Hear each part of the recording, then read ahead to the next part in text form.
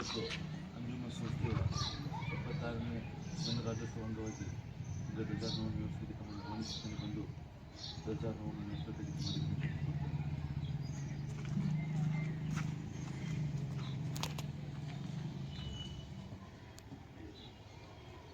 एक साथ राष्ट्र की शोक करेंगे, शुरू कर।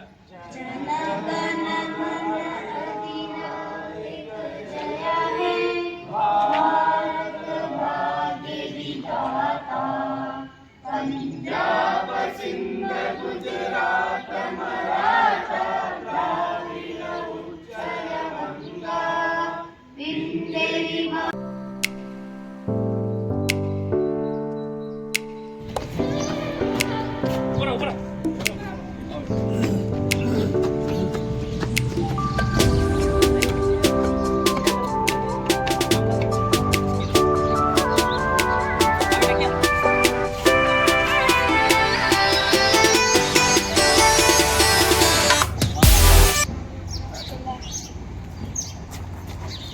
अस्सलाम वालेकुम रहमतुल्लाहि व बरकातहू।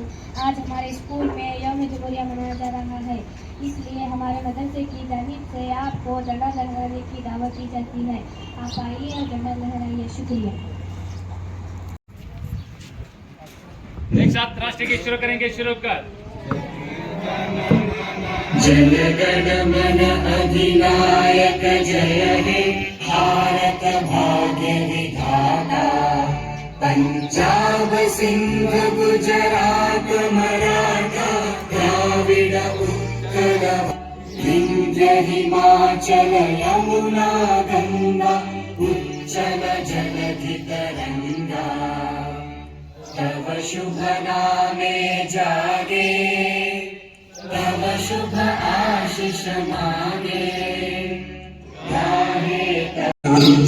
एक छोटे चपरासी से लेकर इस देश के प्रधानमंत्री ने आज इस यौम जमहूरिया को मना रहे हैं बड़ी धूमधाम से।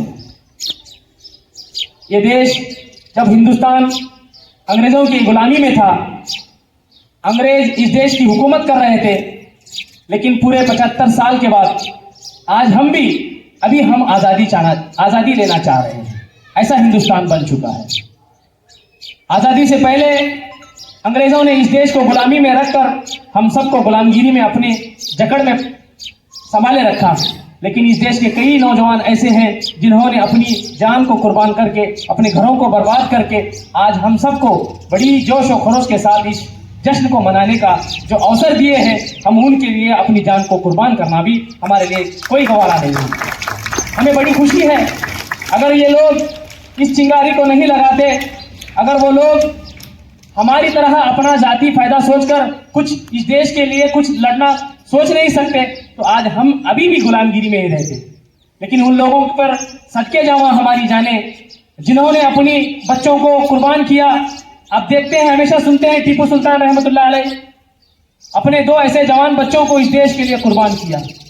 जरूरत पड़ी कि इन दोनों बच्चों को ले जाकर रंगून में रखा गया, लेकिन क्या कहें, ऐसे कुर्बानियों के बाद ये देश आजाद हुआ है। लेकिन आजादी के बाद इस देश को संभालने के लिए, इस देश को चलाने के लिए एक कानून की जरूरत थी, लेकिन वो कानून बनाने के लिए, जैसे अभी हमारी बच्ची कह रही थी, 2 साल लगभग 3 साल उसको बनाने में चले गए। और उस कानून को बनाने में ऐसे उलमाए कराम, ऐसे मुसलमान और ऐसे बड़े लीडरान मिलकर एक कानून को बनाया, जिसकी सदारत जो है हमारे इस देश के जो बैरिस्टर थे जनाब डॉक्टर भीमराव अंबेडकर साहब को इसकी सदारत दी गई। और इन्हीं के सदारत में एक कानून बनाया गया, जिसकी इब्तिदा 26 जनवरी 1950 यानी कि 49 को पूरी मुकम्मल हुई, लेकिन उसको राय अमल में लाने के लिए 1950 में लाया गया। जो 26 जनवरी 1950 को लाया गया, इसी को हम यौम जमहूरिया के नाम पर आज पूरे देश में मनाते हैं। ये देश में सिर्फ और सिर्फ बाबा साहेब अंबेडकर का कानून ही चलता है, जिसके तहत ये कहा जाता है कि लोगों के लिए बनाया गया, लोगों से बनाया गया, लोगों के लिए बनाया गया। ये ऐसा कानून है। यहाँ कोई बड़ा नहीं है, ना हिंदू बड़ा है, ना मुसलमान बड़ा है, ना क्रिश्चियन बड़ा है, ना सिख बड़ा है। यहाँ सब मिलके एक साथ रहने के लिए, सबको एक साथ देखकर सबकी अपनी अपनी जात के हिसाब से रहने के लिए, हिंदुओं को हिंदू के लॉ के हिसाब से, मुसलमानों को मुस्लिम लॉ के हिसाब से, क्रिश्चियनिटी को क्रिश्चियन के लॉ के हिसाब से और सिख को सिख के लॉ के हिसाब से चलने के लिए एक ऐसा मजबूत कानून जो बनाया गया वो डॉक्टर भीमराव अंबेडकर साहब की सदारत में बनाया गया, जो आज के दिन यानी कि 26 जनवरी को राय अमल में लाया गया। इसी के सिलसिले जो है वो गुरु नानक जयंती के तौर पर मनाते हैं, लेकिन पूरा देश हिंदू मुस्लिम सिख ईसाई सारे लोग मिलकर अगर कोई ईद मनाते हैं तो वो सबसे पहली जो है वो 15 अगस्त 1947 की और दूसरी ईद जो है वो 26 जनवरी 1950 की जो आज हम मना रहे हैं। ये ईदें बड़ी सबसे ज्यादा महत्वपूर्ण